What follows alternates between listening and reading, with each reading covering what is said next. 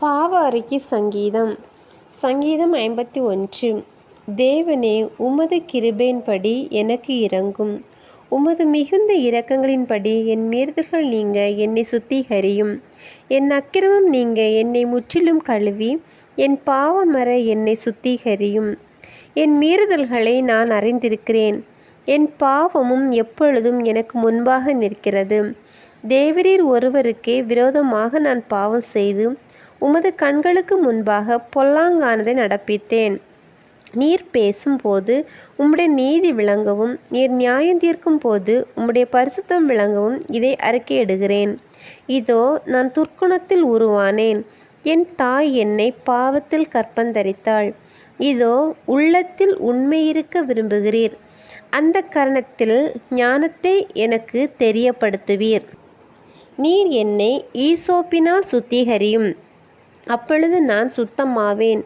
என்னை கழுவியருளும், அப்பொழுது நான் உறைந்த மழையிலும் வெண்மையாவேன். நான் சந்தோஷமும் மகிழ்ச்சியும் கேட்கும்படி செய்யும், அப்பொழுது நீர் நொறுக்கின எலும்புகள் களிகூரும். என் பாவங்களை பாராதபடிக்கு நீர் உமது முகத்தை மறைத்து என் அக்கிரமங்களை எல்லாம் நீக்கியருளும். தேவனே, சுத்த இருதயத்தை என்னிலே சிருஷ்டியும், நிலைவரமான ஆவியை என் உள்ளத்தில் புதுப்பியும். உமது சமூகத்தை விட்டு என்னை தள்ளாமலும் உமது பரிசுத்த ஆவியை என்னிடத்திலிருந்து எடுத்துக்கொள்ளாமலும் இரும். உமது இரட்சணியத்தின் சந்தோஷத்தை திரும்பவும் எனக்கு தந்து உற்சாகமான ஆவி என்னை தாங்கும்படி செய்யும். அப்பொழுது பாதகருக்கு உமது வழிகளை உபதேசிப்பேன். பாவிகள் உம்மிடத்தில் மனம் திரும்புவார்கள். தேவனே, என்னை இரட்சிக்கும் தேவனே, இரத்த பழிகளுக்கு என்னை நீங்களாக்கி விடும்.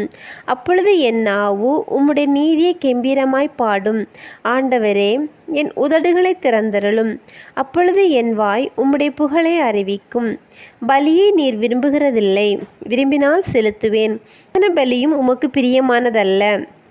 தேவனுக்கு ஏற்கும் பலிகள் நொறுங்குண்ட ஆவிதான். தேவனே, நொறுங்குண்டதும் நறுங்குண்டதுமான இருதயத்தை நீர் புறக்கணியீர். சீயோனுக்கு உமது பிரியத்தின்படி நன்மை செய்யும்.